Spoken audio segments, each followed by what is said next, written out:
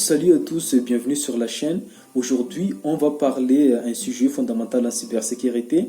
Ce sont les logs, pourquoi ils sont essentiels et comment les utiliser pour détecter une attaque et surtout quelles sont les bonnes pratiques à adopter pour gérer efficacement les logs.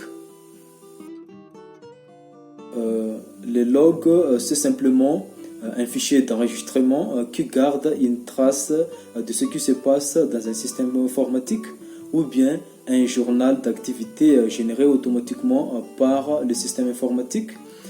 Par exemple, si un utilisateur connecte à un ordinateur, ouvre un fichier, installe une application ou bien échoue d'entrer les mots de passe, le log peut être généré. En cybersécurité, les logs, ce sont des preuves numériques et surtout notre première source de formation parce que grâce aux logs, nous pouvons détecter les attaques, identifier son origine et de comprendre ce qui s'est passé pendant l'incident et ou même de prévenir aux futures attaques. Imaginons si un jour une entreprise est victime d'un piratage, la première chose qu'un analyste fait, c'est d'analyser les logs. C'est pourquoi les logs sont très importants en cybersécurité.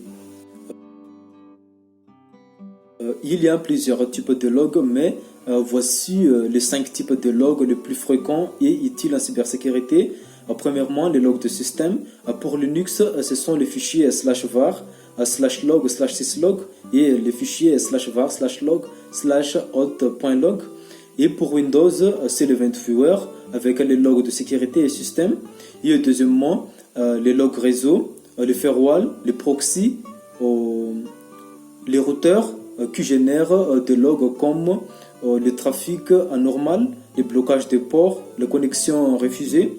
Et troisièmement, les logs applicatifs des serveurs web comme les NGX, les Apache qui enregistre chaque requête HTTP, idem pour les bases de données.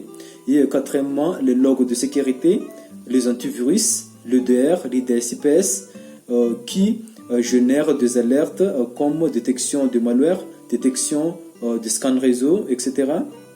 Et cinquièmement, les logs d'authentification comme la connexion SSH, la connexion RDP, Remote Desktop Protocol, ou login web, super utile pour voir ou de connaître qui tente d'entrer dans notre système et comment.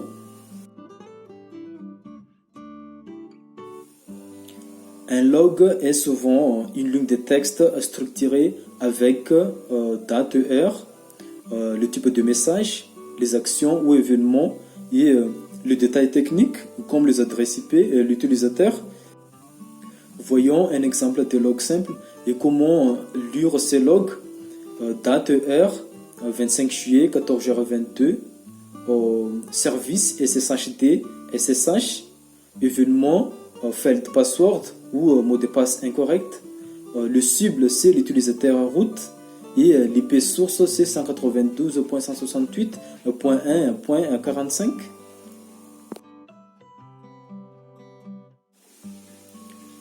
Collecter les logs ne suffit pas, mais voici 5 bonnes pratiques à adopter pour gérer efficacement ou intelligemment les logs. Premièrement, centraliser les logs en utilisant des outils SIEM comme Splunk, Wazoo ou ELK. Deuxièmement, synchroniser les horloges NTP, c'est-à-dire tous les serveurs doivent être à la même heure via NTP. Et troisièmement, conserver les logs suffisamment longtemps en réglementation ou besoin d'enquête. Et quatrièmement, mettre en place des alertes comme tentative de connexion échouée 10 fois par exemple. Et cinquièmement, ne jamais stocker les données sensibles comme les mots de passe, les tokens en texte clair dans les logs.